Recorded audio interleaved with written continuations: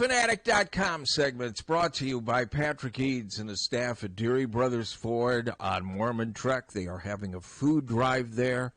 If you can, hopefully contribute to that drive. It's going on the next 2 weeks. Also brought to you by Steve Anderson, Hawkeye Title and Settlement. Mike's E-Keys for cars. GT Car and his crew at Supple's Building and Remodeling. Supple's Flowers, the home of 1-800-800-ROSE. The Midtown Family Restaurants. Harty and Stocker Jewelers, 101 South Dubuque Street, downtown Iowa City. Diamond Dreams Sports Academy. Senior Benefits. Premier Automotive in North Liberty. The Oxyocan and the Amanas. Streets Maintenance. Jimmy Street is back from his vacation. Streets Maintenance. Great plumbing. Dr. Lance Forbes, Diamond Dental in Cedar Rapids, and Big Dog Tech Solutions. Here's Tom Suter, who's saying, bring on the Chiefs. No. The Chiefs. Well, the Chiefs are 0-2, so maybe. Yeah, maybe. Pat Harty from HawkFanatic.com. And Coach Don Patterson. Well, you like paths of least resistance. How about bring on the Bears? Yeah, no kidding. Well, Coach, a little better result anyway last Saturday. If we played UMass every week, we would be playoff bound. So. And before we start, good news: the T.J. McGee, he had. Yes. They announced that too, that he had movement in all of his extremities. I'll tell you, that was really scary, guys. And that was. Video was not. That would. I mean, you were there, so you didn't. Mm-hmm. But the video on TV, you saw it, Captain. Yeah, it was not. It was scary. It was scary. And before we get going, I made a stupid mistake on Hawk Fanatic. Xavier Williams, and we can talk about it, Don, because one thing I want to talk to you about is injuries on offense, because they're starting to build up. I mean, his arm was in a sling. Kirk said he's really sore, didn't think anything was broken. But it sounds like he's out for a while. There's a chance they could get Moulton back. But when I was typing that note item in the press box late Saturday night, and it's the second time I've done this now. When I'm typing in, when I mean to say Xavier Williams, I typed in the name Wamka because I'm so used to typing one after the other. And then when I realized I caught it like 5 minutes later, but I forgot to hit update on the WordPress in our dashboard, whatever. So it had Wamka up there for a couple hours, and I apologize to our readers and to Xavier because, no, it's Xavier Williams who's hurt because Wamka and Cohen Intringer were the two players that dumped the Gatorade on Kirk. I just wanted to get that out there. That was a stupid mistake on my part. It's been updated. But, Don, good win. We'll go over that. But are you concerned about injuries right now? Because now Williams is out, Estringa's out, Bowie's out. I mean, does that concern you at all going into Big Ten? Vanderzee, yes. Well, yes and no. The reason I say no is I do believe that Rutgers has at least as many issues with injuries or more than we do. They do. They are banged up. So, yeah, it's just life in the Big Ten, you know. And that's why we explain to the guys, if you're third team, your mentality has to be that you're 2 plays away from being in the game. Now, that's radical, of course. It's not likely at all that players at the same position would be injured anywhere nearly on consecutive plays. But I always like to remind people, we went through 5 quarterbacks one year. Our 5th quarterback was playing because 4 guys were injured. 1994. So it can't happen. It's unlikely that you get a run of injuries at one position, but you have to be prepared for that possibility. So, Don, should we name all 5 of those quarterbacks? Jefferson Bates, Mike Dupre, Corby Smith. Come on, Suter. No, I can't help Don, I've got those 3. Corby Smith was the son of Larry Smith, right? The former USC coach? Correct. Okay, there's 2 more. Ryan Driscoll, God rest his soul. There's 4. Who was the 5th one? Who was the 5th one? Well, I'm trying to think. Was it maybe Matt Sherman? Or is that Matt already gone? It was Matt Sherman. Matt Sherman was a redshirt. I believe, yes, Matt Sherman was a redshirt freshman that year. So but no, you're right, though. Those guys Well, in 2004, the running backs, we were down to 5th string. Down to 5th string. So, yes, let's hope that doesn't happen. But, it can happen. And that's why you always hear me talking about offensive line. Somebody at the guard position and somebody at the tackle position ideally can play both left side and right side. Good point. And that may sound easy to the listeners, but it's not. it's a little bit like trying to hit a golf ball or trying to make a putt, swinging as a left-hander versus with your right hand. You know, it's not the same. Yeah. Very few people are ambidextrous, of course. I will.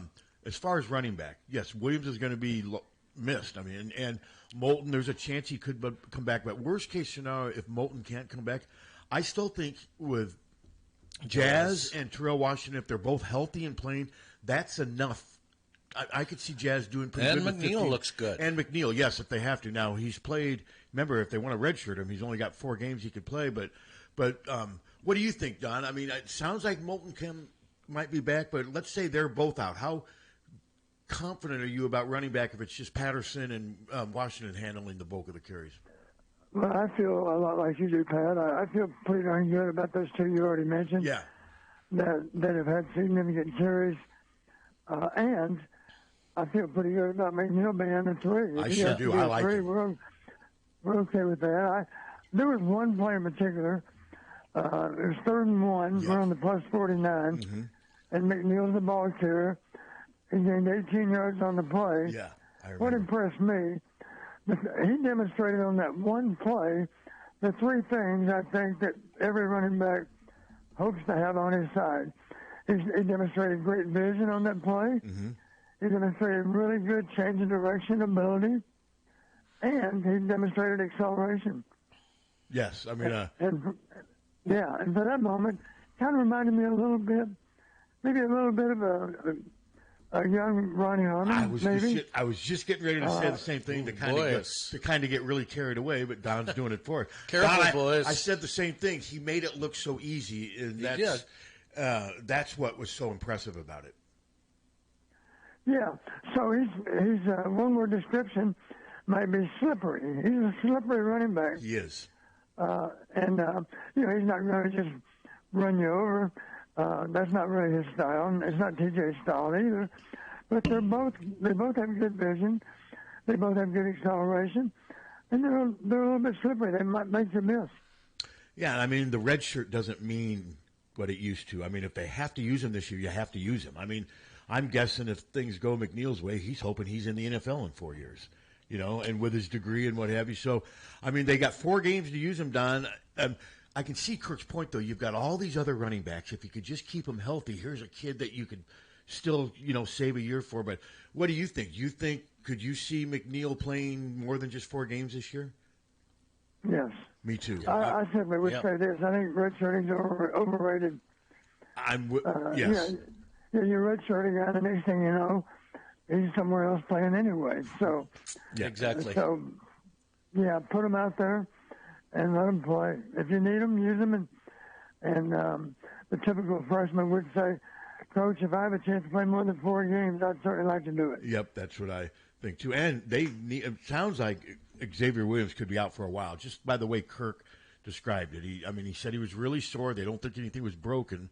But, I mean, when your arm's in a sling, it could be a number of things, too. I mean, it could be elbow. It could be, I haven't heard. Have you seen the message board? There's been no speculation Kirk was that I've seen. So, but no, I would be surprised if he's there Friday. So, okay, I want to kind of shift to Gronowski. I mean, I thought he did enough to pass the eye test. But I want to ask you, Don, maybe I'm nitpicking here.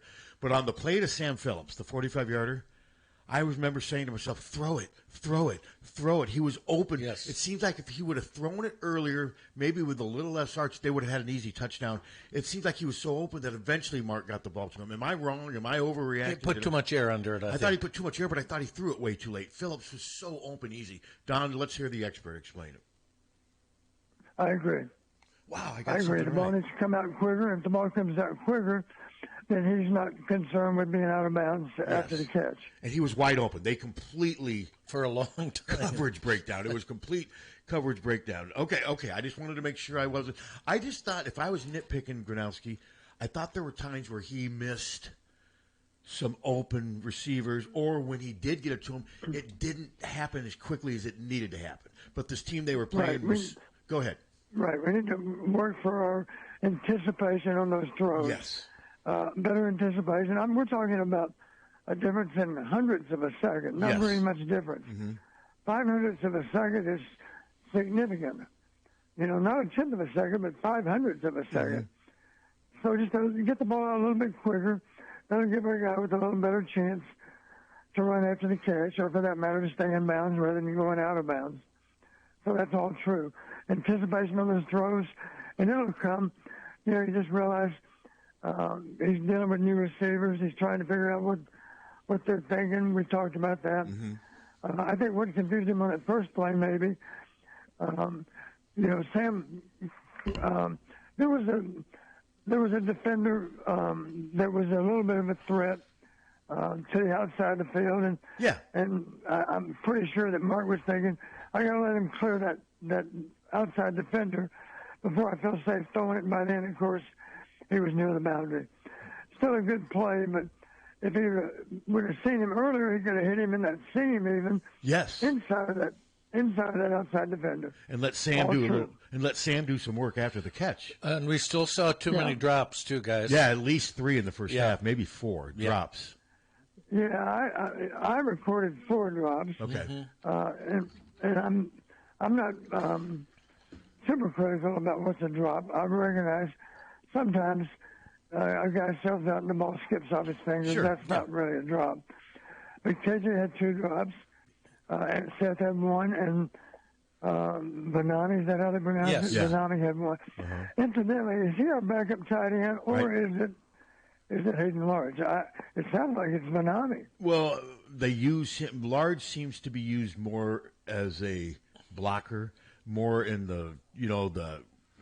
they'll put him sometimes as almost like a fullback. Now, he has caught a pass, but no, how is it, Vanami? Is that? I believe that's right. Yeah, I believe he seems to be their back. Ortworth's number 1 right now, and that's a good. Let's shift over to tight end, because here I don't want to be critical again, but they're not getting very much from their tight ends. And is that a concern, Don, or do you think that could be something that could, all of a sudden pop up here in Big Ten play? Maybe they've been sitting them, because it just doesn't seem like the tight end is much of a receiving option right now. Right. And the beauty of a tight end, a good example is how Detroit uses, I didn't even see the game yesterday, other than to feel sorry for Bear fans. I saw a few snaps. I mean, the defense, Don, I tweeted that it looked like the Bears had 9 players on defense. I mean, it was the worst defense I've ever. It was terrible. Yeah. Go ahead. I'm sorry. Yeah. Well, I'm assuming that Sam had another productive game. He did. It seems like he always does. He does. I mean, I've mixed emotions, happy for him, but he's just slicing the Bears. I'm a lifelong Bears fan, Don. My mom was a huge Bears fan. I didn't have a choice. I had to be a Bears fan. I understand. Yeah, I was disappointed because one of my best friends that's a scout is a longtime scout for the Bears. And for that reason, and of course, they have our old punter now. Yes. So I certainly don't have anything against the Bears. I just always look for our guys to do well wherever they are. I'm the same way. And our punter's going to get a chance to punt a lot of footballs, it looks like. Yeah. I mean, Caleb Williams did okay. The Bears' problems, it was. Did you watch it? Any of it? I didn't. The Bears' problem was their defense was terrible. I mean, it was just. Yeah. I mean, I didn't realize their defensive coordinator's name is Dennis Allen. He's been around. He's been a head coach. So, I mean, I'm not going to sit here and question a guy that knows a lot more about football. But just from watching, Don, it was not good. But back to the Hawkeyes now. Okay, we got Rutgers in 5 days, which. That's crazy. That makes isn't a big difference. I'm Don. You guys didn't have a lot of Friday. Or did you have any Friday? I'm trying to think back in your time with Hayden. Were there any Friday games during the regular season? I don't think there were. Honestly, here's what I remember. It was much more tradition in terms of start times. 105. And you remember this like I do, Saturday at 105. 105 on Saturday. Yep. And there's something to be said for that. Yeah, we missed There that. he is. Nothing wrong with early kicks. I've been through quite a few 11 o'clock kickoffs too. Sure. The beauty of the 11 o'clock kick, of course, is it seems like Saturday afternoon lasts a lot longer than what you realize it might, because you're done with your game. If that worked out well, you have a chance to watch other games. That's what Suter said that a bunch of times. He gets home in time to. Yeah, absolutely. I will say though, the 105 start probably wouldn't have been a good thing for this past Saturday, because man, it was hot. It was true. But how was it by the second half, Tom? Was it bearable? It wasn't bad because the sun was behind the press box. So once that happened, it wasn't. It was still plenty warm, sweaty. Yeah, but it was bearable. It was bearable. Okay. Yeah. Okay. So, go ahead. I was just going to say it was hot, but at least the humidity was down a little bit. Yeah. So it was not as humid as it might have been. Yeah, exactly. Okay, so we're going into this Rutgers game. I don't have a feeling either way right now, which is kind of weird, and I don't know what to make of Rutgers. Obviously, Don, turnovers. How important do you think running the football is going to be Friday? Well, I think it's going to be pretty critical because we need to keep them off balance. They need to be unsure of whether it's going to be run or pass. And the best way to do that, of course, is to at least stay ahead of the chains. And that standard on first down would be at least a minimum gain of 4 yards. Mm-hmm. 2nd and 6, we always felt as an offensive staff that it was to our advantage if we were 2nd and 6. And then, of course, to be ahead of the chains, if it's 2nd and 6, stay ahead, you need to gain 3 yards on 2nd down. Now you're looking at no more than 3rd and 3. And again, you're ahead of the chains. And that sets up play action pass so well. And in that regard, let's just go back to our game. First play of the game, play action pass. Yeah. For 45 yards, as you mentioned. Could have been for more. Third play of the game, play action, RPO, Z-bang, 20-yard touchdown. Yeah. So, again, they don't know that it's likely to be a pass, and that gives us great effect on defenders, and it paid off with a couple of catches for 65 yards on 2 of our first 3 plays. Yeah. I tweeted it. I'm sorry. Second play was the play action extra, but not the first. We did run the ball on first down. You're right. I tweeted that it was like watching Purdue in like 2000. Basketball. It was. Wasn't it wild though, Tom? Watching them, like how easy. Now I will say UMass. There was a lot of space on the field in that game. There was. And I think Weechin had a great game. Don't get me wrong, but man, did their punter almost hurt them by how far he? Because there were times where he just out-punted their coverage, and Weechin had full steam going before there was anybody from UMass close to him. He went all Willie Mays on that was a great 95-yarder. That was sure was. But think about how much space he had. Yeah. I don't have a traditional stopwatch at home, but I use my phone as best I could to measure the hang time there. And it's kind of what I thought it was. First off, the punt itself on the fly. Help me out here. I got it written down somewhere. Here we go. 59-yard punt. Yeah, it was. The only problem with that, I measured 4.16, 4.18. I think it's safe to say no more than 4.2 hang time. Now, if you're going to punt the ball a long way, our standard was 5.0. Believe me, 5.0 makes a difference. Okay. Obvious advice for him, you got to punt it higher, and I'm not concerned about it being longer. You just got to get the ball up in the air so we can get downfield. Get downfield. Yeah. No, it was. Yeah. And those line drivers, we have a name for them. Those line drive punts, we simply call them returners. Yeah. And that's it. That's the ball. If you line drive it down there, you better be ready. There's a returner coming back with the ball. And we made them pay. We made them pay continuously. 4 returns, 182 yards. Incidentally, that was a poor decision to fill that ball that went for 95. He's lucky. Somebody on the air said it reminds me of the Willie Mays catch in center field in Yankee Stadium, and it almost did look like it. He actually went back and fielded it over his shoulder. It would have been very easy for that ball to skip off his shoulder pads and end up in the end zone. I'm guessing Kirk probably reminded him of that. But don't you think that circumstance down, if that was at Ohio State and they're down by 3 in the fourth quarter, he's letting that thing roll, don't you think? I would assume. Well, if not, we're gonna have a severe conversation when he gets to the bench. Yeah, I think circumstance allowed him to do that. Yeah, I mean, it's easy to be bold if the game is already in good hands. But let's face it. And it was, I went back and looked at that return a couple of times. And I've got to give Caden great credit for having good vision and being able to make his cuts on the run. That's critical. When you see a guy dancing around too much, the only problem is he's not accelerating down the field. And pursuit will always catch up with him if he's just simply dancing around and dodging tacklers. But the thing that makes Caden go, if he has some regress to begin with, he makes those moves at 100 miles an hour. And incidentally, I counted as best I could. Near as I could tell, only 2 potential tacklers even touched him on that last. There was so on much. that 95-yard return. Yeah. They barely got a finger on him. He just ran right through their fingertip touch. That's about all they could get is the minimal piece of jersey. There were other guys that were within a yard or two, but he's got such good speed, he simply ran away from them. And, of course, he can give ground. He can adjust left or right to run away from a tackler that might have a chance if he didn't slightly alter his path. Mm-hmm. Incidentally, on that 95-yard return, how far did he run? I don't know, 125 yards Probably, maybe? yeah. He ran for a while, didn't he? Because he was all over the field. When he turned around and had that football and realized, God, there's not a UMass player within, 30 yards of me at that point? No, there wasn't. So, but then, yeah, he made him pay. And it's interesting. I was thinking, of course, Tim DeWhite, but 3 of the best punt returners in program history, Tim DeWhite, Cooper DeJean, and Caden Weechin, all from here in Iowa. Yeah. It's interesting. They're easily you can make a case 3 of the best.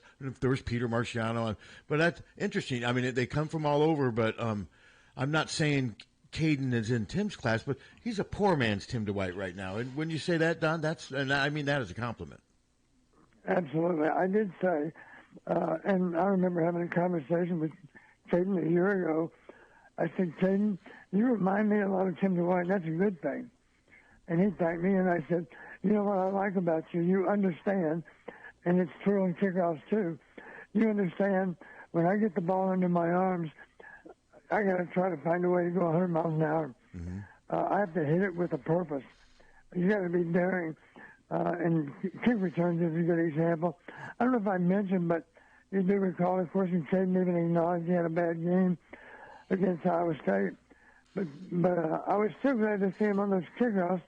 He was still aggressively attacking the coverage, and I think the bigger problem against Iowa State was our blockers on those kick returns. We weren't doing a great job of creating any kind of seam. And I give a lot of credit to Iowa State's coverage unit. But better than UMass. We did a better job of blocking. I will cite a couple of guys on that 95-yard return. Jaden Montgomery had, I think, what you'd have to classify as a really good block. He and did. Jalen Watson. Okay, Jalen Watson. Jalen Watson, yeah, both those guys did. And I did flash back. We had a returner that had about a 94-yard return, I think, against Eastern Michigan years ago. He's got a PhD now, and he's a college professor. But at the time, he was a really good receiver and he wasn't very tall at all. Who are you talking about? But I got a guy that played for me at Western. Oh, at Western. Okay. And he had one, I believe it was 94 yards. Okay. His name was James Norris, and he also incidentally had a kick return for a touchdown against Nebraska in his college career. But when he got to the bench, I said, James, that was a nice return. He said, thanks, Coach.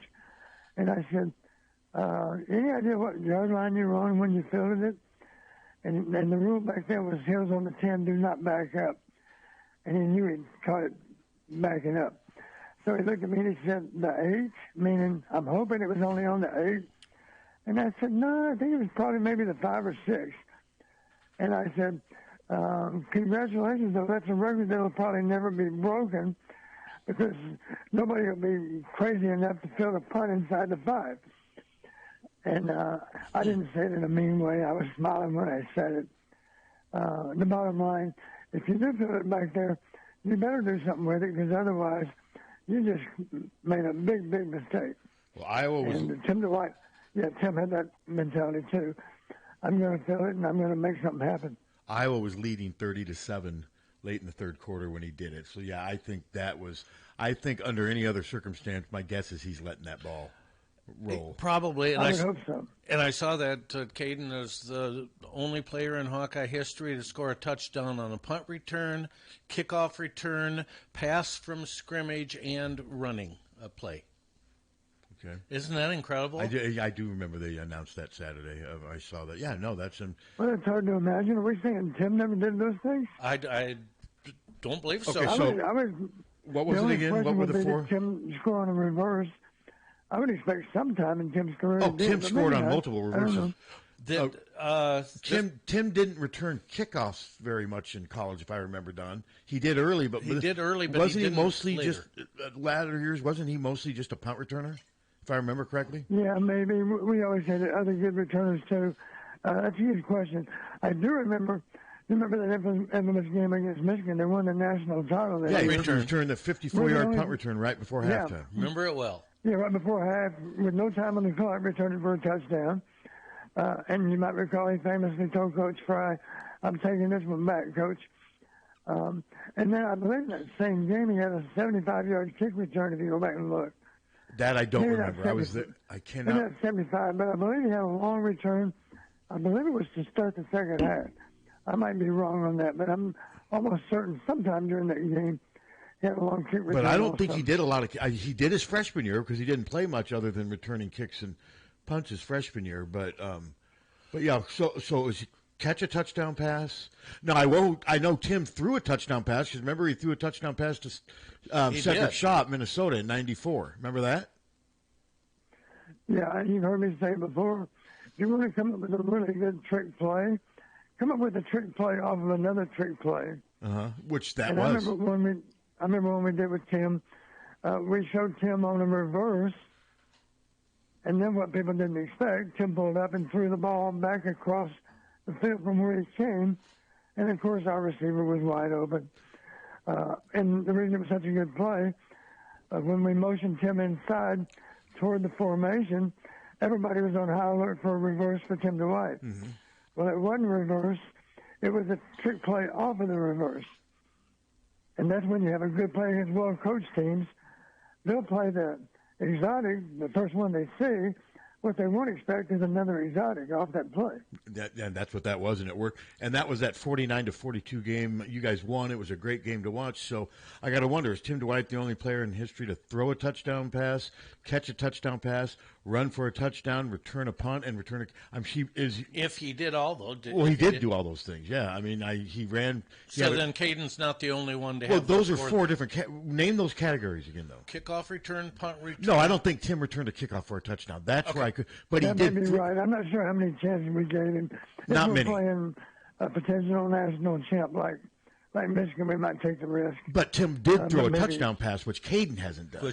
So I guess you could put him in different categories. Well, then let's have Caden throw a touchdown pass and set a new record. Well, that would be another storyline. Do you think it's going to take a few trick plays Friday? Well, I hope not, but I'd like to think we have something ready. I bet we will. You think Schiano will? A trick play?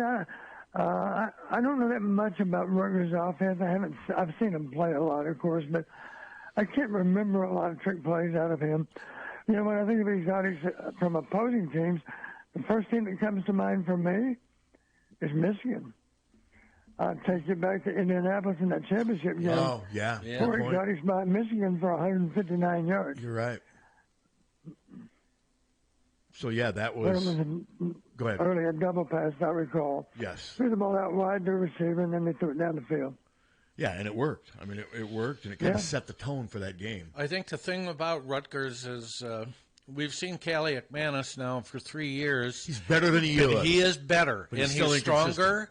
And he is better. And he does, Don, if they're all healthy, because their best one was out last week. They've got good receivers. They do. They've got really athletic, NFL look-like receivers. I'm not sure if they're line's very got athletic. Problems, but it's going to be. Like I said, I don't have a feeling either way. I usually have a feeling that Iowa's going to win when they're playing Rutgers. This year, I don't have that. I'm not as confident. Is that? You know, I watched them closely. I've seen the entire game. I should back up. Maybe I saw the first half in real time. But game one, you might recall, was Ohio U. Mm-hmm. And as you know, Ohio U in general is one of the better MAC teams. Yes, they are. As is Miami of Ohio. That was their second opponent. Ohio U, I remember I was making notes in the first half. Rutgers takes the ball, goes the length of the field, nice touchdown drive to be up 7-0 opening series of the game. Mm-hmm. And then here comes Ohio U right back down the field to match their touchdout. I was watching at the time. Remember that? Yes. And then I think maybe they got to stop second time, but early in the game, Rutgers is up 17-7, as I recall, and be damned if Ohio U doesn't take the ball the length of the field again. And now it's 17-14 at the half. And you do recall the final was 34-31. Mm-hmm. Yeah. No, My impression that day, better offense than I remember out of Rutgers, to support what you've said. I think that's true. I think that's still true. And the thing that surprised me a little bit, they looked a little bit suspect on defense compared to a few other Rutgers teams I've seen. Exactly how I felt. Yep. Yeah, and I think that's still true. Yes. I think they're improved on offense, no doubt in my mind of that. A bigger test for anybody offensively, but I think they're a little more vulnerable maybe than some of the Shiano teams on defense. I hope so. The average score in these three games is 46-19. So they put up points. I know you're expecting them to put up points against Norfolk State, but to put up 79 points against Ohio and Miami of Ohio, that's pretty impressive. Those are good numbers. My thing with Rutgers, this traditionally, even with Shiano, is the game they don't typically win. And when I say I put Iowa in a class, Iowa, of course, is not elite, but it's one of those consistent upper division teams in the Big Ten. It has been for a while.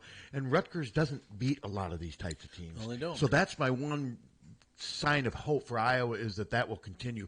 Do you agree with that, Don? Shiano's done better. I mean, they won 7 or 8 games last year. They're on the right track, but they still haven't consistently, to me, beat a lot of teams that were, maybe perceived as being better than them. Yeah. You'd consider my them. perception, I would say this about Greg Schiano. In my mind, I've always considered him to be one of the better coaches in the Big Ten. Fair enough, yeah. Year in, year out. I'm just talking about being a really sound football coach, and the bottom line is this: Rutgers typically does not beat themselves. You have to go out and beat them. And we've been able to do that because we don't beat ourselves either. We're the ones that admitted not beating ourselves. And right? I think Iowa's had better teams. Yeah. Yeah. We have. So typically, even if Rutgers has played us a tough game, we've done a good job of finding ways to beat them. Yeah. And of course that's going to have to continue because I don't think they're going to beat themselves. So would you guys put Rutgers and Minnesota in roughly the same I put Minnesota caliber? Slightly above, even though they lost to Cal. California's undefeated. They look pretty good. California's pretty good. That Justin Wilcox and T.J. Buller starts. Remember the kid from his dad's Trevor? You remember Trevor, Don? He played. T.J. starts at defensive tackle for Cal. They're 3-0. I put Rutgers slightly below Minnesota and slightly above Maryland, if that makes sense. Yeah, that makes some sense. Who knows how that'll all finish up? Yeah, but it's still early. Rutgers is a solid football team, I think, simply because Shadow's a really solid coach. Yes. The good news, we got a guy that's more solid. Well, yeah. On our side, and that's Kirk. To me, first off, the things that we needed to do, we got done, I think, against UMass. We needed to gain confidence with our passing game. Check, we got that done. We need to play a lot of players for 2 reasons. One, we need to get those inexperienced players some game time. Got that done. And we got that done. Yep. And we got those starters out of the game long before the game was over, and that's nice, too, because Friday night's not very far away. No, that's a good point. And with a little bit of luck, we'll have just about everybody ready to play. And I realize there's a couple of exceptions. Xavier, I would imagine, is out. I hope Bo Stevens is okay. It appeared he was a little bit nicked up. Well, he was nicked up after the Iowa. He was limping after the Iowa State game, so I think he's dealing with the same type of lower leg. I mean, it's an injury, but hasn't been enough to keep him out. It's amazing what these kids. It's amazing what these guys go through, Don. I mean, even us in the media, we don't see it up close like you guys do, just what they put their bodies through. And then I said, that poor soul that got hurt on. Tom, could you believe how quiet the stadium? It was just, and Kirk didn't move. Kirk was, because it happened right in front of the Iowa bench. Kirk didn't move for like 3 minutes. He was just fixated on what was going on. And it was really neat to see both teams kneeling and stuff. I thought it was very powerful. And I was just waiting for that. The only reason I was optimistic is they were talking to him on the field, and I saw one of their assistants or medical staff kind of patted him on the arm, and I don't think they would have done that if there was major concern. I think they knew then, but no, it was great that it turned out that way. But Don, especially kickoffs, it's a violent sport. Yeah. Well, it just brings it all back to proper perspective. Nobody wants to see an opposing player seriously injured. Oh, God, no. No, never. Yeah. And my first concern, Lisa asked me at the very moment when they stopped play, she said, how often does someone actually lose their life? And I said, well, it's almost unheard of, but it has happened. It has happened. Rare, extremely rare cases. I'm thankful I never had to witness that at a football game in my 425 games. But it does happen. And as soon as I realized it's not that, if it was, of course, you'd have seen somebody popping on that poor young man's chest, probably. But my next concern was just paralysis. That was my concern, yeah. And it was pointed out in the press box, one reason to stay out, I never saw an ambulance rush to the hospital from the stadium. So they were working on him there, and then, of course, they put the release out. So, yeah, no, my concern was paralysis because his neck got bent so far back. And I heard that his fingers were moving early on, which is good. Yeah, and I think they knew when they were taking him off the field that it was looking in a positive direction. But no, it just kind of sucked the wind out of the sails. And then luckily it turned out because someone in his family tweeted that thanking all the medical staff that worked on him. And that's the other thing, Tom, we've talked about that. When something like that, just all of a sudden there's 8 or 9 people that are just trained for that. And it's amazing watching them work, isn't it, Don? Yeah, it really is. I did flash back on my own playing career. In high school one time I was sacked as a quarterback and had a really hard hit from somebody. Our helmets weren't as good back in those days. And the bottom line, the next thing I knew, I woke up and I had a white ceiling above me, and it was the next day, and I was in the hospital. Wow! So I recovered, but I was just knocked out. It was a concussion, and I was knocked out, and the precaution, of course, is to put you in the hospital. Was it a penalty?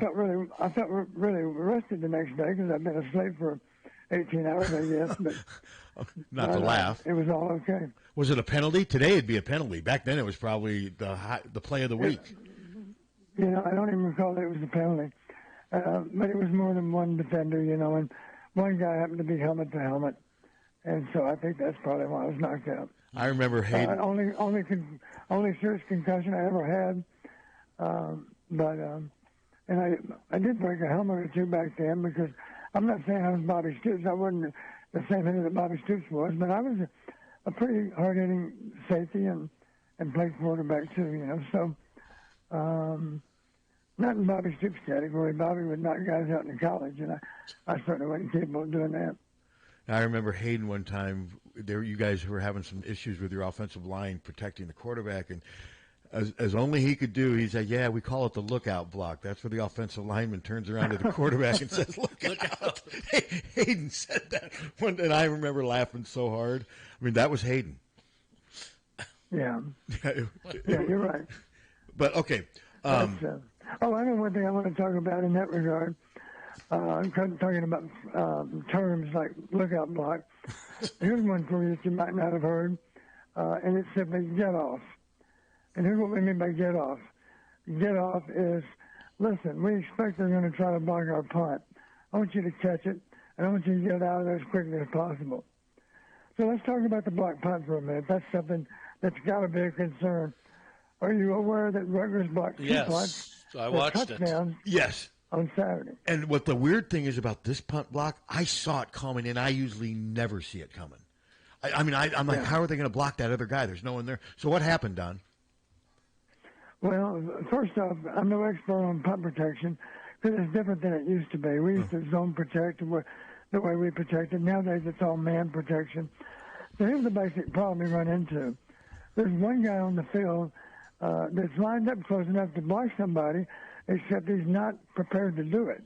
And that's obviously the center. To snap a ball 15 yards, first off, they don't allow somebody to run right over the center. Mm-hmm. The center's protected on that play. Consequently, nobody even tries to run somebody over the center because it's a foul. You can't do it. Sure. But you can't count on him to block anyone either. So the bad news, you've got two guys out wide, of course. We used to call them swatters, the guys that are responsible for forcing a fair catch. And then, of course, the punter can't block anybody. So if you eliminate the 2 wide guys and the punter, there's only 8 left. The center can't block anybody. That means you only got 7 blockers. Well, it's not hard to line up 8 guys near the ball, right, to rush. Yep. So the problem you run into, how do you block all 8 of them? Well, you see 3 guys deep. Those are big guys that are what we call the shields. And their job, of course, is to protect that block point and right there in front of the punter. Mm-hmm. And typically they do that because to get to the block point, of course, you have no choice ideally you have no choice but to run through one of those 3 big guys. And, of course, it shouldn't be able to happen. So up front, you see them point. They're designating who they're supposed to block. They're identifying who they're going to block. The problem you get into, our left tackle, who was Jaden Montgomery, he identified his man correctly based on communication up front. The only problem is that guy is a long way inside of him. So the guard is having the guy that's lined up as a left guard. He's got to block a guy that's rushing inside of him, rushing through that center guard gap. And then the next guy is lined up pretty much over the guard. That's the guy that Jaden has to somehow block. Now, he made an attempt to get him blocked, but he only got a little piece of the guy, and he didn't drive him far enough inside. He didn't drive him loudly far enough. The guy was able to keep a pretty straight path toward that block point. Yeah. That's the guy that made the block. And the bottom line, we always share the blame. And so you always heard me say with snaps, it's never one man's fault. It's the center's fault and the quarterback's fault. Mm-hmm. Let's get our heads together and solve it. So the same thing can apply on that punt block. I timed it several times, and I think, honestly, just as I observed it, I thought Reese is pretty slow to get the ball off. And if you go back and look, he spun the ball. That's one thing he did. He also rotated the ball from front to back and back to front, all of which takes a little bit of time. And he might argue, I was stepping into my punt even as I was adjusting the ball. Well, yes and no. You were making a little bit of a move toward punting the ball, but the bottom line, you made a significant adjustment on that ball when you fielded it. And if it is one of those get-off punts I talked about, you simply catch it and you hit it. And you're not likely to hit it clean. It's probably not going to be pretty, but the point is you're expecting a punt rush. And it's all just about get-off. That's it. You're just hoping for a net of 35 yards. Doesn't matter. You just got to be sure it doesn't get blocked. Typically, that's late game situation where you expect them to bring the house. But the bottom line, anyway, the old standard used to be 2.0. Punters should never be slower than 2.0 to get the ball off. We're talking snap to punt, right? So is this something you've noticed before, Don, or is this start your watch? I'm sorry? Is this something you've noticed before, or is this a one-time thing with Reese? Or has he been I never really noticed it. It appeared to me, to my knowledge, all punters have spun the ball, but it was unusual to see him rotate the ball front to back and back to front. You follow? When I say rotate it, he's moving the front of the ball toward the back of the ball and vice versa. You follow me? Yes. He's not spinning it. He's spinning it and rotating it. He did both. Okay. Well, no. If you go back and look. Anyway, the bottom line, I measured it at 2.02. So that, by definition, is not very fast. Okay. Anything above 2 seconds is suspect. Okay. Donnie, I wanted to get your take on this, but it seems within the last few years, I'm not 2 or 3 years, maybe 4 years, but the punting for a lot of teams has gotten so much better, and the place kicking has gotten it's changing the game. Way it's different. I mean, look at the way NFL. farther out. Cowboys won with a 64-yard field goal yesterday. And that was unheard of. They knew all they had to do is get to almost midfield, and it's changing the way the game's played, isn't it, Don? Even at the college level now. Yeah, I'll be honest with you. When we punted that ball, when it was blocked, we were on the plus 48-yard line. I actually had my fingers crossed. I thought we might do it. We didn't. I thought we might send number 18 out there. I did too.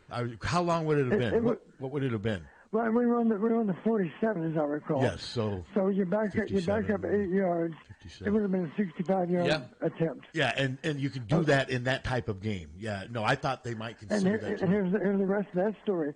That 54-yarder that went through, I think it might have been good from 65. It would have been close. Yeah. Well, and that kick by that Aubrey guy who was a soccer player at Notre Dame. Did you hear the story? He and his wife were watching TV, watching a game, and a kicker had missed, and she's like, you could do that. You could, and a light went on. He went out and started practicing. Now he's the greatest kicker I've ever seen. I know it's been a small. I'm this Aubrey guy for down. He makes 60-yarders look easy. I am aware of that story. I remember that story a year ago. Yeah. At a Cowboy game, they said this guy recruited the Cowboys. They didn't recruit him. Exactly. He was an All-American soccer player at Notre Dame. Kicked some in the USFL. At the encouragement of his wife, he just went out to the park that day, and on his first day at the park kicking, he made a 60-yard field goal. Wow. Yeah. And it's just an incredible story. And it's so interesting, too, that soccer players make great kickers and Australians make great punters. Well, partly because they're playing Australian rules football, yes, and they learn how to use their leg and what have you. So Torrey did have a pretty quick punt, didn't he, Don? He had a couple that were blocked, but do you remember ever timing his punts? I never even felt like I had to. Okay, that's that kind of. Yeah, because. Okay. Yeah, and maybe he was. Sometimes they can read. They're trying to set up a return. You just kind of get a feel for the posture of the defenders on the field. Mm-hmm. You feel comfortable that you don't have to rush to get the ball out. Game situation tells you a lot. If they're down late in the game, you usually expect them to come and come with a vengeance. Try to get the punt blocked. But you're right. First off, and Torrey would be the first to tell you, it all starts with that snapper. We had a great one. Yes, I thought he might be snapping for the Bears, but I think he was released, wasn't he? I believe so. But, yeah, Luke Elkin was great. And, Iowa snappers under Kirk, you rarely think about them because snappers are the ones. Been good. If you think about them, something's going wrong. So, but, okay, get to this, the Rutgers game Friday. Here's a question for you, Don. And, Tom, you can. So, do you think the team that wins, does their quarterback have to play better? Could you see a team winning even though they don't win the quarterback matchup? How intertwined do you think that's going to be Friday, the quarterback matchup? Well, it might happen, but it might not. Let me explain. I had down two issues after the game. Number one, punt protection. You can bet we're going to spend a lot of time being sure that we get this solved. Yeah. And it's a challenge because Rutgers obviously has a good idea of how to block punts. Yes. But you'd rather have it happen in the UMass game than any other game. For sure. Yeah, so, no, I get you. Okay. Yeah. And you know what Hayden would jokingly say? I got a solution. Let's just not punt. Let's just make things down. Yeah, he would say that. After he called that, he would call that the lookout block on that punt coverage. Okay, what's number 2 on your list? Number 2 is forcing turnovers. I was going to bring it up to you. They forced one fumble this year, but they didn't recover it. It's been a source of concern for me, too. For going on last year, it was a concern. Yes. So how do you explain it? Is it a coincidence, Don? They're not doing anything different. Well, I think you got to give the opposing offense some credit. Okay. Whoever they are. Iowa State doesn't turn the ball over either. That's one reason we didn't force turnovers against them, and they do a great job protecting it. Although I do think they turned it over a couple of times at Arkansas State. They did. I actually watched most of that game. That was a tough. They were lucky to get out of there with a win. Yeah, I do have a concern though, because I think in general, let me just remind you, last year we were tied for the best in the Big Ten in turnover margin. We were plus 10. Is that what it was? Okay. In 9 games, we were plus 10. We were tied with Indiana, best in the conference. Maybe it was 2 years. Why were we plus 10? For two reasons. We did a nice job protecting the ball on offense. Mm-hmm. We did a nice job forcing turnovers on defense. That's how you become plus 10. You're good on both sides of the ball. Well, right now, we're not good in forcing turnovers. The good news, knock on wood, we haven't turned the ball over much on offense. But it all starts with, obviously, if you generate turnovers, you have more margin for error in terms of suffering turnovers with your offense. Sure. So, and as you've heard me say before, against a good team, plus 1 is not even enough. No.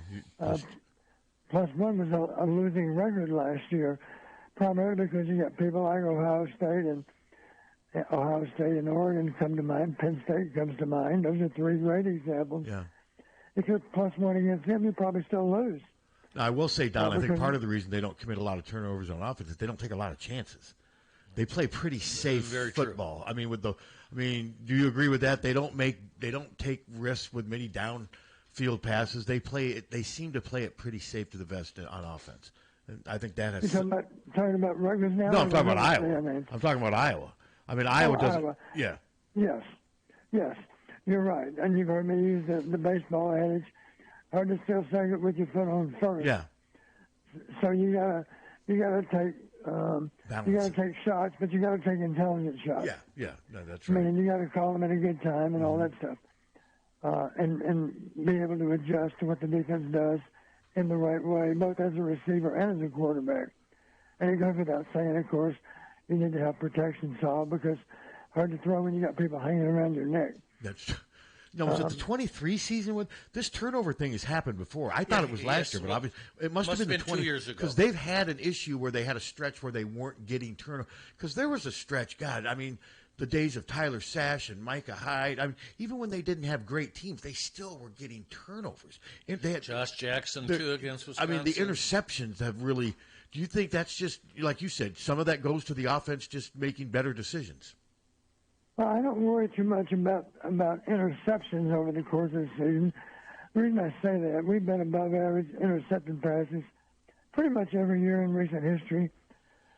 For one logical reason, we play more zone coverage than most teams, which means we've got all defenders with their eyes on the ball. And so if a tip pass is in the air, invariably the other defenders all see it go in the air, and they can adjust to it. And, of course, they're trying to attack the ball when it's in flight also, even if it wasn't tipped. And, of course, overthrows, things like that, you have a great chance to make those plays. So my concern is always more forcing fumbles. We have not been good forcing fumbles in recent years. Yeah, just one this year so far in 3 games. And they didn't get it. If you look back to last year, it's an anemic number 2. And I give a lot of credit to offenses because backs are taught how to carry the ball. You don't see a ball carrier very often being sloppy with his mechanics on how to carry a football. But let me just take you back to this last Saturday night. UMass made a really nice play on Mark down near the goal line. They spiked the ball out of his hands. Remember that? Yeah. They did.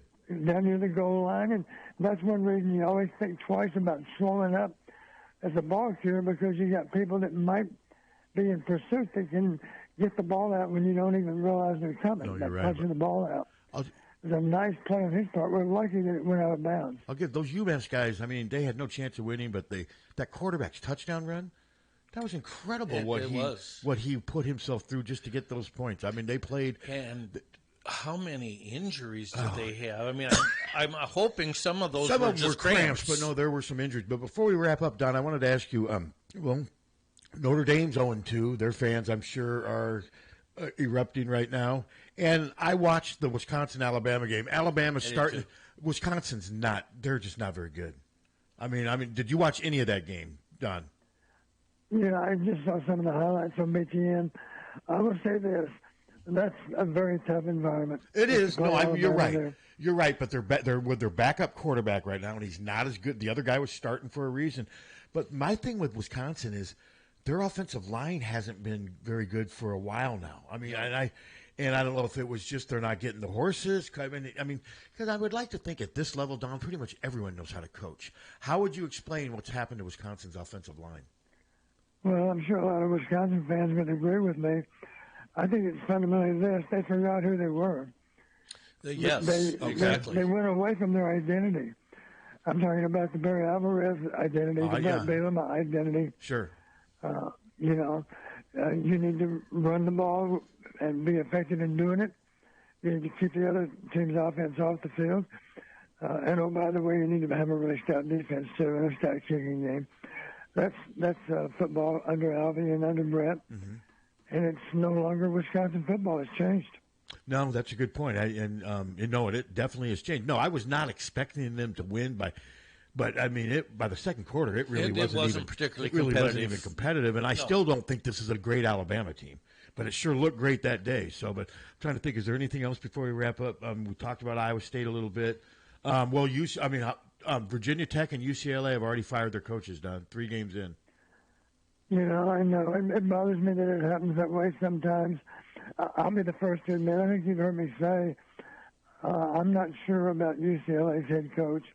And they might not have been fair to make him a head coach. To my knowledge, he'd never been a coordinator. No, he'd been a position coach. He wasn't ready. He was a favorite son, a good running back for UCLA. Yes, he was. He was the running back coach at UCLA. Well respected. Everyone liked him. Yeah. But you've heard me say before, you better have an idea what you're getting into. And I'll say it this way. I think any good head coach is able to provide a lot of help to one side of the ball or the other. Kirk's a good example. Kirk provides more help to the offense than he does the defense. Hayden Fry provided more help to the offense than the defense. That's all okay if you hire guys like Bill Brazier and Phil Parker and Norm Parker, for that matter. You need to be a huge resource to help one side of the ball or the other. My God, that's why you became the head coach, is you had a lot of success as a coordinator, right? So shame on you if you're not able to help one side of the ball.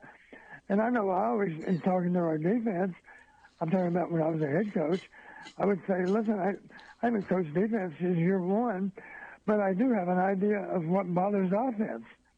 So let me give you guys some thoughts, at least, on maybe a good way to defend this next opponent. Yeah, complimentary. Here's what would bother me if I was in their shoes.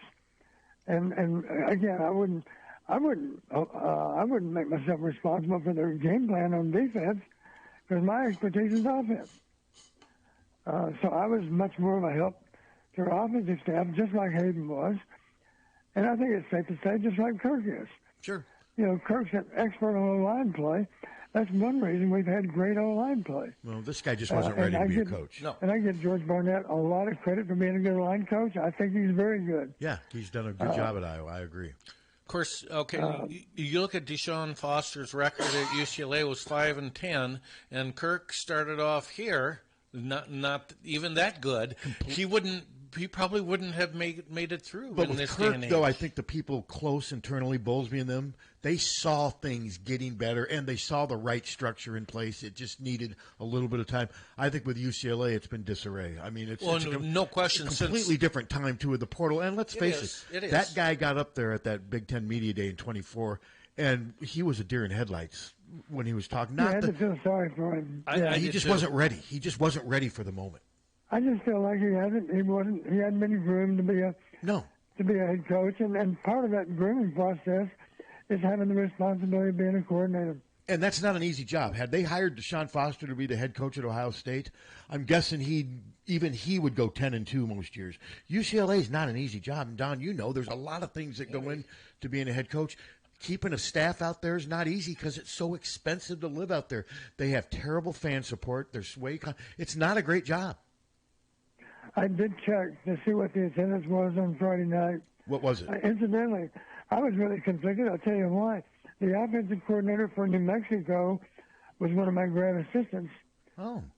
And did you notice his first two plays from scrimmage? What were they? An exotic and an exotic. Did they both work? Yes, they did. Okay. Yeah, good for him. I mean, that is interesting. That's cool to hear. But yeah, it's going to be interesting. I was conflicted because the defensive coordinator was my defensive line coach at Western. So I had both coordinators that had their players on the field at the same time were both two of my own coaches. Oh, that's neat. It sounds like Don, the game wasn't even that competitive. He was the defensive coordinator, but I was happy for Luke because they had a great plan. Yeah, it sounds like the game wasn't. And their offense is fun to watch. It sounds like the game wasn't even that competitive. So what was the attendance? 31,000.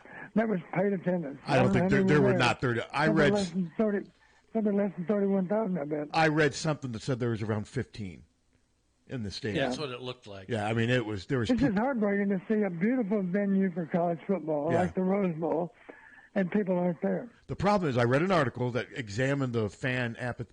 They said with traffic, it's a 60-minute drive from campus. The students have there's so many things working against having that stadium be UCLA's home field, even though, like what you said, the ambiance and the history and whatever, it's just a tough job right now. And it'll be. I saw some names, of course, right away after they. Now, someone had on Twitter had a picture of Nick Saban wearing a Nick Saban. I don't believe is going to take over the UCLA job. Now he is one guy that would obviously would win there. I mean, he would get. But what do you think it's going to take to win at a school like UCLA? Is it just simply hiring the right guy? Is that it? Well, there's some distinct disadvantages, like you say. Part of the problem, of course, there's just so many things to do on a Saturday night. Yes. Or on a Saturday afternoon if you're in LA. Yeah, it's a challenge. I mean, beautiful weather too, for that matter. Some people just go to the beach. Yeah, no, that's a good point. Yeah, you don't even have to spend a lot of money necessarily. So I don't know. As you know, Terry Donahue was a very, very good football coach. Yep. They've had some really good teams through the years. But it just got a little bit tougher when they moved to the Big Ten, I think. I agree with that, yeah. Yeah, now it's a super conference, and now we talked about the difficulties of going west. We'll have to deal with that when we play SC. And, of course, Minnesota got bitten by Cal last week. They had the same issues when they fly east, of course. Did it surprise you that Oregon didn't just run Northwestern? No, I actually watched that game. It took them a little bit of time, and Northwestern was able to sort of control the clock as much as they could with their offense as compromised as it is. But no, and what's interesting is Northwestern's best receiver used to be Gronowski's receiver at South Dakota State. Before we wrap up, I didn't realize, God, a concern with this game against Rutgers, and I'm sure Tom's going to agree, I think from Iowa's point of view, I think you prefer to play this game at noon on Saturday as opposed to Friday night, because I've read where Friday night is the one game where the students get all jacked up for this thing. So there actually might be some environment there. They're undefeated. They are Big Ten opener, Friday night. I mean, that could work against Iowa. Do you agree, Don? Yeah, I think so. Let's face it, they're looking forward to the Big Ten season. They are 3-0. The students are optimistic about what their team might do. The players certainly, feel good about the way the season started. They're running, incidentally, for 165 a game, going for 296. I realize Norfolk State's not a world beater, but the other two are decent MAC teams. Mm-hmm. Here's a scary thought. They haven't turned the ball over yet in 3 games. And Iowa has so that's impressive.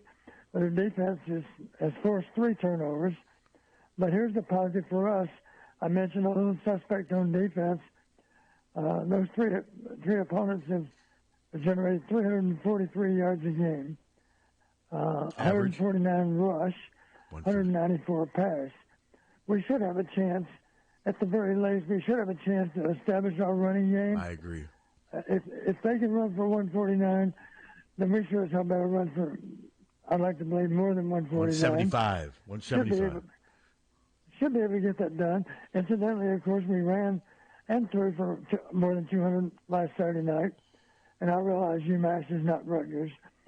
But it's conceivable that we can control the line of scrimmage against them and outrush them. And as you know, in the Big Ten in general, I'll put it this way, if you outrush the opponent and you have any kind of edge on turnovers, typically you win the game. You're right. That's a pretty lethal combination. If you do those 2 things, I'd have to go back and look, but I'm guessing probably at least 85% win if you just do those 2 things. Okay. Win turnovers, outrush the opponent. That's a great place to start. Let's do that. Kelly McManus, we better be able to get to him. He's 73% completions. Incidentally, they have issues at left tackle. They've had a run of injuries at left tackle. And you've already heard me say, well, couldn't a really good right tackle move over there? Well, maybe not, because you have to be able – it's different protected on the left side than the right. Sure. And that's good news in particular for Ethan Harty. Incidentally, is he okay for the game? The reason I bring it up, I saw something on social media where he was suspended or something. I'm hoping that's just disinformation. I didn't see that. I have not seen that. Yeah, Catherine, have you seen? I hope that's not true. And you guys know as well as I do, there's all kinds of stuff on social media. For sure. You read it and you think it's true, and it's not true. So I don't know what to believe. I didn't see that. I haven't been looking, but I think somebody would have seen.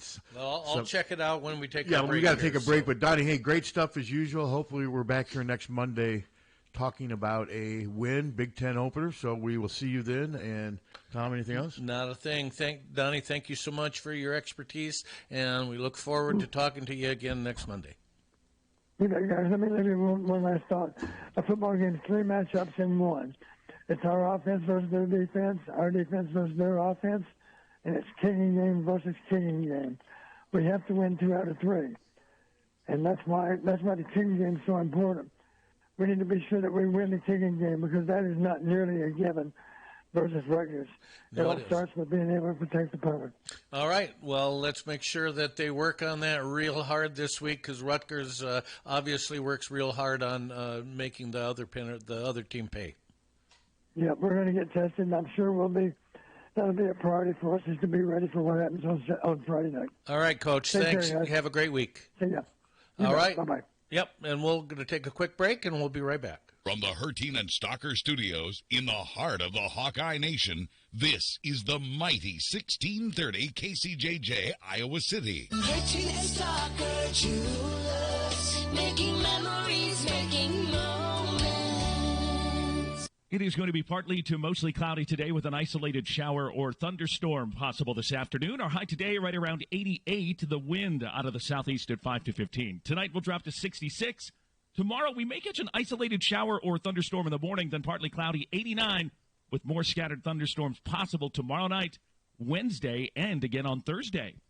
I'm meteorologist Sean Cable on the mighty 1630 KCJJ. Currently it's 71. KCJJ weather brought to you by Plum Supply. Plum Supply kitchens and baths. Your home never looks so beautiful. 1-800-800-ROSE. 1-800-800-ROSE. Your FTD florist is the only number you need to know to send flowers anywhere in the country or Canada from anywhere in the country. 1-800-800-ROSE. It's so easy. Just remember one number. 1-800-800-ROSE. Your FTD florist. 1-800-800-ROSE. Remember, for a gift that your loved one will treasure for a lifetime, find it at our family-owned jewelry store in Iowa City, Harty and Stalker Jewelers. We can show you diamond engagement rings, colored stones, fashion jewelry, and watches. Our jewelers are on site, so we can design jewelry for that special person in your life. We are Harty and Stalker, serving Iowa City and the surrounding area for 3 generations. Harty and Stalker Jewelers, downtown Iowa City, and HartyandStalkerJewelers.com. Ask for Willa, Terry, Tim, or Kate. One of us is always there. Don't wait for an emergency to get a backup for your car keys. Unlike the olden days, car keys have gotten extremely complex. Mike's eKeys for Cars can generate the most technically advanced automotive keys that are on the market today. For spares and lost keys, Mike's eKeys for Cars can produce most conventional transponder, high security, and remote head keys. Mike's eKeys for Cars will keep you on the road. Call 319-330-9185 and schedule an appointment today. Don't wait until it's too late. Call 319-330-9185 today. Football fans, this is Bill Leixenring of the Oxyoke Inn. We are on your way to or from the game. We're ready to serve you with the same quality food and customer service you've come to trust for over 80 years. The Oxyoke Inn is serving our famous Sunday brunch buffet with lunch, dinner, banquets, and carry-out daily. From our Oxyoke family to yours, we can't wait to see you again soon in the heart of Amana. The Oxyoke Inn. Hanging lights is a pain. Dealing with blown bulbs, dangerous installations, and the endless rat's nest of cords, there's got to be a better way, and now there is. Illuma Lights permanent outdoor lighting from Big Dog Tech. Illuma Lights provides illumination for every occasion. Holiday lighting, accent lights, security, and of course, lighting for the best season, football season. The Illuma Lights app lets you create your own patterns with color, motion, brightness, and static control over every individual light, or use Big Dog's presets to transform your home or business. The professionally installed track system makes Illuma Lights LEDs virtually disappear until you turn them on. Rated at 50,000 hours, you'll enjoy stress-free convenience for years to come. No more ladders, no more hooks, no more wifey's dirty looks. That's the song you'll be singing all year long with Illuma Lights permanent outdoor lighting from Big Dog Tech. Find out more at BigDogTEK.net or call 319-395-0800. Hi, I'm Jim Street, owner of Streets Maintenance. As a licensed, insured, and bonded master plumber, I specialize in all plumbing repairs, including but not limited to water heater and sump pumps to toilet and faucet repairs and replacements. As an Iowa City native, I know how frustrating it can be when any part of your plumbing system breaks down. That's why I only use trusted brands and quality materials. I offer same-day, next-day service coupled with a fair price. I also offer general services to mobile homes. For more information about my business, I'm online at streetsmaintenance.com and Facebook, or give me a call at 400-4483, 400-4483. Streets Maintenance, honest plumbing at a fair price. When someone is kind enough to share their time with us, we better make it worth their while. They don't want to do people call it the game, right? Patrick Eads and Terry Adams of Dairy Brothers Ford talk about what here for you means to them. You don't have to spend a half a day in our dealership to get that good competitive price. We just want to try to deliver that to you up front. And that makes me feel good, makes me proud. Because that's what people want. They want a fair, honest deal. As far as the statement here for you, we want to not just say it, but live it. Find out what it means to you at Dairy Ford in Iowa City.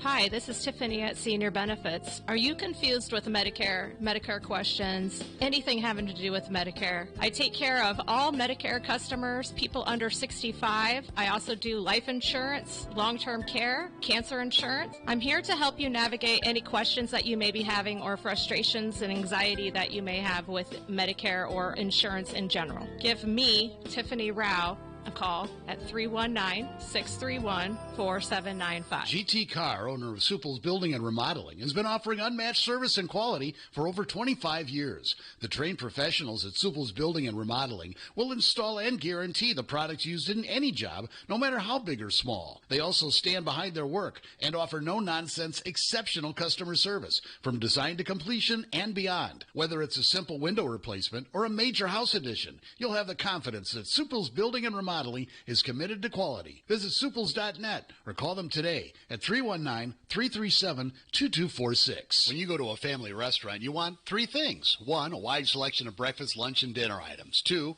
you want those selections to be affordable and delicious. And 3, you want to be treated like family. You get all three at the Midtown Family Restaurant. Breakfast items available anytime the doors are open. Legendary tenderloins, onion rings, and hot roast beef sandwiches. Daily specials at each location, and no matter if you're coming in solo or with a group of 20, you get the same special family treatment. The Midtown Family Restaurants at Court and Scott Streets and at the Walmart Plaza on Highway 1 West. Follow them on Facebook or at midtownfamily.com. The family's waiting for you.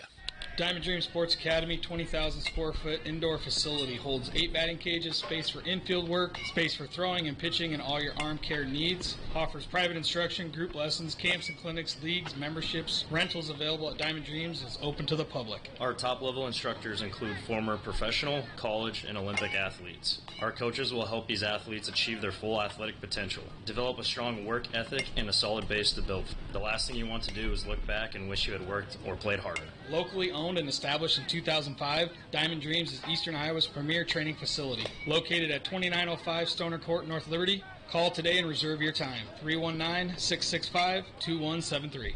319-665-2173. This is Leah Pasha, and I've been saying, hit a deer, call Premier, for years. But it's time for something new. It's still where you need to go for deer divots and door dings, as well as damaged dashboards. That's what my dad Nathan's driving at and dreams about. Why not say, when your car is dinged, be a deer and call Premier? I think Dad's going to love that. Premier Automotive, North Liberty's premier auto body repair shop. Be a deer and call Premier Auto Body in North Liberty. Don't let just anyone take care of your smile. At Diamond Dental, you can expect compassion, expertise, and a personalized care plan to protect your teeth for life. With more than 30 years of combined experience, Dr. Forbes and his staff are prepared to tackle even your toughest dental problems, leaving your smile healthy and sparkling. Diamond Dental offers a full range of general and cosmetic dentistry, as well as dental treatment options for snoring and sleep apnea. It's never too early to start thinking about what's best for your smile. Schedule an appointment today by calling 319-390-3703 or visiting the office at 5815 Consul Street Northeast, Suite D1 in Cedar Rapids. You can also visit DiamondDentalPC.com for more information. Dr. Forbes is a proud sponsor of the Hawkeye Wrestling Club and the Inner Circle. Let the Diamond Dental team provide superior care for your entire family. Hi, I'm Jim Street, owner of Streets Maintenance. As a licensed, insured, and bonded master plumber, I specialize in all plumbing repairs, including but not limited to water heater and sump pumps to toilet and faucet repairs and replacements. As an Iowa City native, I know how frustrating it can be when any part of your plumbing system breaks down. That's why I only use trusted brands and quality materials. I offer same-day, next-day service coupled with a fair price. I also offer general services to mobile homes. For more information about my business, I'm online at streetsmaintenance.com and Facebook, or give me a call at 400-4483, 400-4483. Streets Maintenance. Honest plumbing at a fair price. 99 Plus KFMH is in its second decade of streaming an eclectic mix of rock, blues, alternative, reggae, and essential new music with a playlist that beats anything on terrestrial radio. Check out the Blue Zone with Captain Steve, the Long Player with Bill Clutho, and now for something completely British with Jim Hunter, the Heartland Hoot Nanny with Mary of the Heartland, and Off the Beaten Track with me, Roberto. Listen on your smartphone or home device and get scheduled details at 99pluskfmh.com. We bleed black and gold. We're Hawkeyes, the mighty 1630 KCJJ. We're back. Are we back officially? Sure. And you didn't find anything on it? No, nothing. No, I didn't see anything at all on that. Well, so things ratchet up a little bit this week as we get into the full-blown conference play. Ratchet up, Captain. Ratchet. Things are ratcheting up. Yeah, there's ratchet. And there's some real good games too in the Big Ten. Iowa Rutgers, I think, is a very good game. Unless you're not an Iowa Rutgers. I'm guessing for people that aren't Iowa and Rutgers fan, I don't think it's going to be high on their list. I agree. Michigan at Nebraska. That's an interesting game. It is an interesting game. I think Nebraska's going to win. And Illinois at Indiana. That's a really interesting game. What time is that? That is at 6:30. Saturday, right? Saturday. I will be definitely watching that game. I can't wait to see that game. Yeah. And I don't know why I'm pulling. Well, of course I'm pulling for Illinois because of Brett. Yeah. I'm guessing you don't care who wins, right? Oh, no, I'm pulling for Brett. Okay. I like Brett. And I'm not sure if I like this Indiana coach yet. We'll see. I mean, I have a feeling he's going to say things that are mean. I'll like him better if we beat him. Michigan State at USC could be interesting. Yes, that could be interesting. I think USC is going to win. They beat Purdue 35-17. Purdue looks better. I mean, Barry Odom. We'll find out more this week about Purdue as they go to Notre Dame's mad 0-2 Notre Dame. Yeah, 0-2 Notre Dame team whose defense right now is very suspect. And then Maryland at Wisconsin. That's an interesting one because I think Wisconsin's going to win that because Maryland is Maryland, and Wisconsin's a little better at home. But Wisconsin. I just don't see a lot of hope for that team right now. If Maryland or if Wisconsin loses that one, is Edwards back for that game? Because they said he was going to possibly.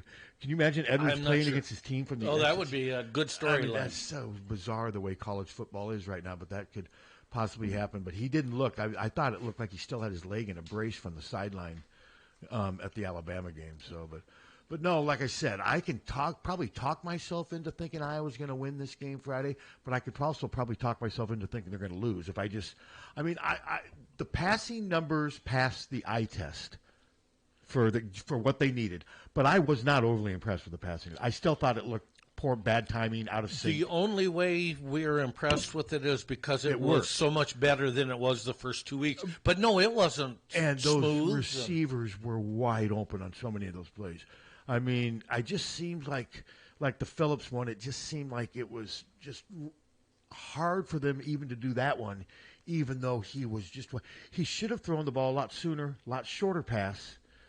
But, I mean, it did work, but it almost didn't work for a play that was wide open. I mean, it was close to being defended, but they did just to come out and score in 3 plays, though, that energized the fans and what have you, gave them something to cheer for. And he did. He had, decent stats. I mean, he accounted for 3 touchdowns, passed for almost 180, so it passed the eyeball. And, of course, he didn't play the fourth quarter either. I mean, with drops, and had he played a full game, he could have easily thrown for 300 yards in that game. Oh, and I think he possibly would have. But that team was terrible. Or not for Iowa standards. That team was just not good. You could see it on special teams. There was so much space. Yeah, Weechin had a great game, don't get me wrong, but there was so much space. Any punt returner was going to make some noise. You imagine Tim Dwight with those circumstances? Well, he would have, probably done the same thing. Yeah, no, it was the 95-yarder was fun to watch, and it was funny when Weechin hit the crit. He acted like a sprinter when he hit the. I thought that was great. I thought that was pretty neat. You know, he's got a good personality. He's a little cocky, but you need to be. And you know, he's overcome a lot. He was a walk-on. He's got sort of a chip on his shoulder. I think it's a cool story that what he's doing. I mean, Tim and Cooper both came here with scholarships. I mean, Tim was very highly recruited. Caden, UMass offered him a scholarship, but he had to go to JUCO to prove himself. So it's like he returns punts and kicks angry, if that makes sense. He does. Yeah. So, well, as Kirk said in his interview, I think it was on the field afterwards, where he said, Caden thinks he's going to score every time he touches the ball, and we're okay with that. Well, I thought it was cool afterwards, and this is kind of what I wrote about. You had Anthony Herron interviewing Kirk Ferentz. Anthony came here under Fry, played under both. You had fans still there in the stadium. You had players surrounding. You saw Tiger Hawk logos everywhere. What I wrote about, I just thought about Hayden Fry's influence when you think about it. He brought Anthony Herron here. Hayden brought Kirk here. Hayden brought the Tiger logo here. He re-energized the fans. And Hayden kind of helped make all this possible because he took a chance on Kirk when probably few others wouldn't have, because he trusted Joe Moore's opinion about Kirk as a person and as a coach. And so much of what you do as a coach is based on your instincts. And sometimes they work for you and sometimes they don't. Hayden's instincts always seem to usually work for him. And boy, did it work in that case. And Bump took a chance on Hayden. Bump took a chance on Hayden. That's what I said in my column that I wrote yesterday. Bump's decision to take a chance on Hayden and Hayden's decision to take a chance on Kirk got us to where we are now. And, I mean, Illinois has had 10 different football coaches since 1979. Purdue has had 10 different football coaches since 1979. Nebraska's had 6 different coaches since 1998. It's pretty unique what's going on here. We'll never see this again. And I know one naysayer is going to be like, hey, that's all said and done, but I want something different. Fair enough. Fair enough. I get it. I'm not saying this way is necessarily still the right way, but it's very unique. We're never going to see 2 head coaches in college football ever again at major college levels go 47 years combined back. We'll never see that again. No. We'll never. I'm confident in saying we'll never see that again. And what do you think, Captain? I don't believe we'll ever see that again. And I'm confident in saying Kirk's record will never be touched. No, because nobody will stay around long enough to do it. No. And Paterno, of course, wasn't in the Big Ten. And people are like, well, what about Paterno? Well, what about him? He wasn't in the Big Ten. So those victories prior to that don't count. And cheater. Yeah, and Sandusky. Yeah, Sandusky. He's still alive. Isn't he still alive? Yeah, he's in prison. His son's in prison for the same crap. Yeah. I'm talking about the academics. Well, yeah, Camelot was sure. The glow of that era certainly did change. That was God to think. I mean, sometimes I forget about that. I mean, what had happened? 2009. So it's been about 16 years since all that stuff broke. And but yeah, no, it's nasty. Some people accuse me of holding grudges, but no, you no, not you. No, Mr. Open-minded.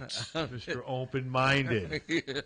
I just want. I mean, really, changing the grades and crap. I'll never get over that.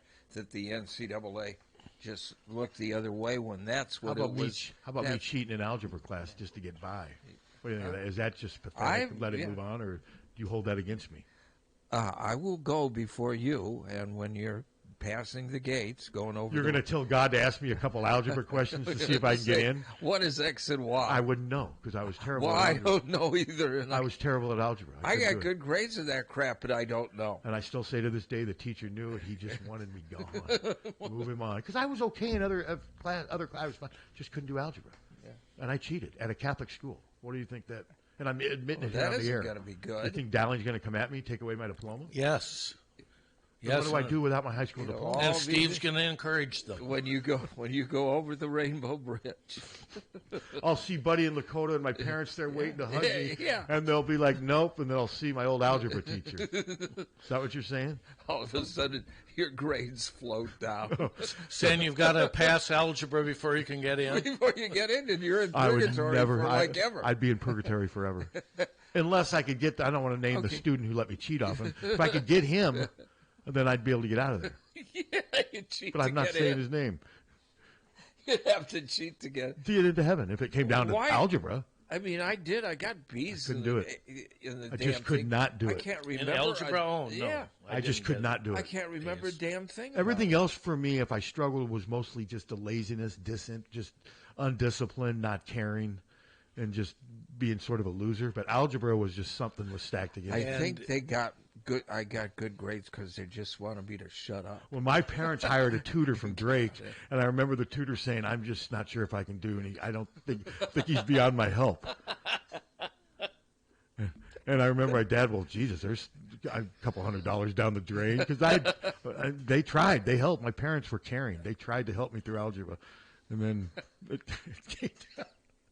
all right, back to the Hawks. It's Monday. Most of the Hawks are good at algebra. Well, yeah. I mean, I still graduated in 4 years, though, from Drake. What does that say about Drake? Yeah. Well, I took a major, which is going to be my major. We didn't have to have Math 6.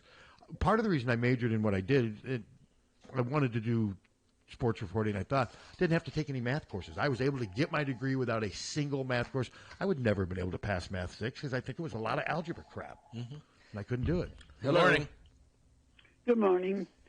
When my first graders cheated and they were across the table from the other person, they would write down the way they saw it. So you could tell they cheated because they'd have it upside down. How would you discipline them? I just told them that you may cheat your way through life, but there's always somebody watching you. Luckily, this one time there wasn't. Or maybe there was. I still say they just wanted me gone. They wanted me to move on, Karn. Well, they did it upside down. That is pretty funny. Incredible. That is pretty funny. Well, anyway, I was going to say, it was really hot at that game. The lucky thing about it is when the game started, our section was shady. Yeah. But I took a bottle. I always take one water and freeze it, and then by the third quarter, enough of water comes I can drink out of it. Well, I put that down my front, and in 10 minutes it was melted. Oh, I believe that. So they let people bring in a bottle of water, Yes. right? They normally don't, though, right? Or do they normally? Oh, no, I think you can bring in one bottle, can't Is it you? Or one? not, Is that- Carl? You're supposed to bring in one bottle, but if you have one down your front, they don't see that. Okay. All right. Now you're turning me on. Ah, jeez. Well, Karn's, besides turning you on, she's also cheating the system, too, like I was, right, in a way? I mean, I Well, looked... there's different ways of cheating. Yes, you're It's like cheating I your told way and my I kids cheat- one time. I said, if you see somebody's baby and you think it looks like a monkey, and they ask you, what do you think of my baby? Don't tell the truth. No. Just look, smile, and say it's a nice baby. Okay. Beautiful baby. All right. You should be very Yes, proud. it's a nice baby. Okay, I'm not sure where we're Or going if here. somebody has a hairdo and you think it looks like crap, you don't say, hey, your hairdo looks like crap. You say, oh, you got your hair fixed. That's So is that nice. cheating to you? That's just being dishonest. You have to learn that if honesty is going to hurt the person, you can be a little bit dishonest to make them feel good. Sometimes it's better not to say anything. You're really a Well, handsome yeah, man, that's Pat. true. But There if you they go. ask you a question and demand an answer, you got to have something. There you go. Okay. I'm with you. And another thing nice about the game was nobody stood. They just all sat there. Maybe they were too hot to stand.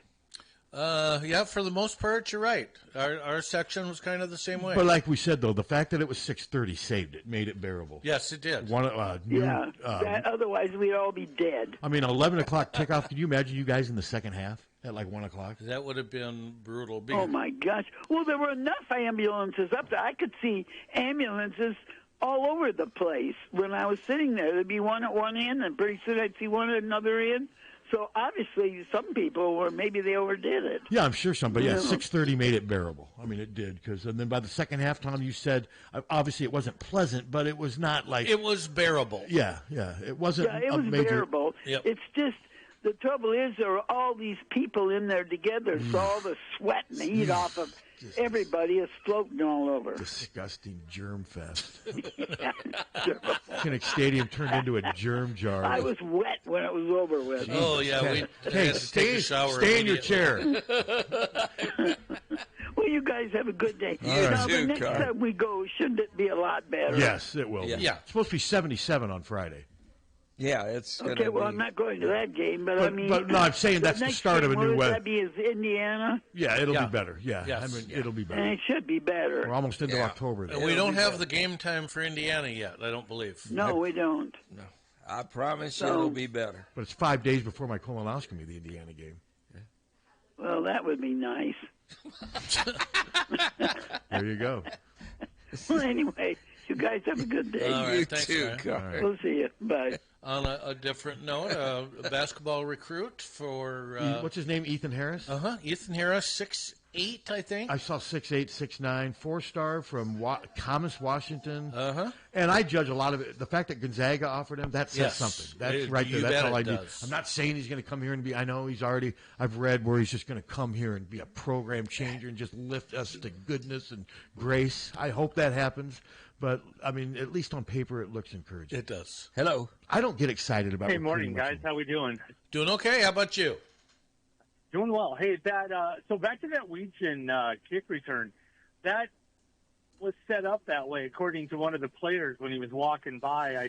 I was down right where the tunnel comes out for UMass, and I got to talk to one of the players as they were coming off, and he told me they were trying to kick and pin him into the corner because that's the way the coverage went on it as well. And it just didn't work out for him because Weechin just Oh yeah, no. come out of their lanes, and he went right around him and upfield. But what Don was saying is, under normal circuit, you don't even try to attempt to catch that, that catch, right. Because more times than not, it's not going to work out. That happened to work out for a number of reasons. That's what Don was saying.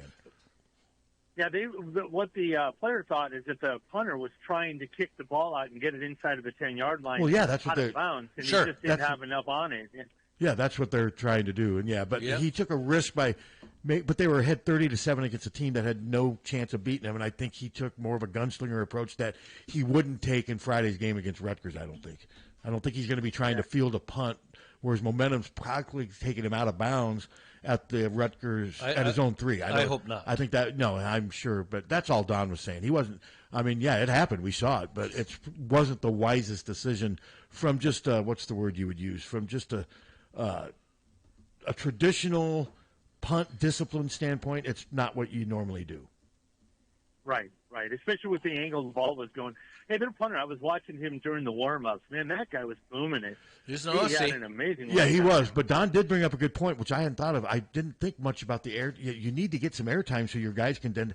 I mean, again, on that 95-yard, Weechin had, 30 yards to run before there was hardly any. Well, he got around. He got the around one initial guy, and then it was just clear open sailing field. almost. Yeah, it was wild. But he made a great catch to put himself in that position. I was going to say, there's not a lot of guys that could have made that would have had the speed to get over to get to the ball. Well, there's a lot of guys that 17. there's a lot of guys that have that. I'm not knock on Really? Caden. Oh, there's a lot of guys in college football. Maybe I just haven't seen enough of it, Pat. But man, I mean, watching every him team, run, there's he a was lot such of a burner. There's a lot of guys in college football that are as fast or faster than Caden Weechin. That's not a knock on Caden Weechin. He's fast. Don't get me. But there's tons of speed everywhere in college football. Everywhere. Okay. Yeah. Well, I just thought. But that doesn't mean they're really. There's a lot of guys that are down in fast. the end zone. There's a lot of guys that are fast that don't return punts and kicks. It's not a skill set they have. I mean, some of these cornerbacks, some of these guys are blazers, but they don't know. Weechin's fast, but he also knows how to return punts and kicks. But no, there's speed everywhere. Hey, one more thing, and I'll let you guys go. I know you're up against it. When the season started in the WNBA, we thought that the person with the best chance to win a championship might have been Caitlin, but now I'm beginning to think it's Megan because the Aces looked really good They're last playing night. awful good, awful well. Man, Aja, that woman can play basketball. Man, she's amazing. Who? It's so much fun. Aja Wilson. Asia Wilson. Oh, Asia Wilson. Yeah. Oh, my goodness, that woman can play basketball. And, Yes, she can. Megan got in. She didn't get in until late in the fourth quarter, but she did get a little playing time last night. So, but, boy, they're going to be tough. They're going to be a tough out. Yes, they are. And I watched about 5 minutes of Kate's game, then saw Kate drain 3 free throws. Did But they that- win? No.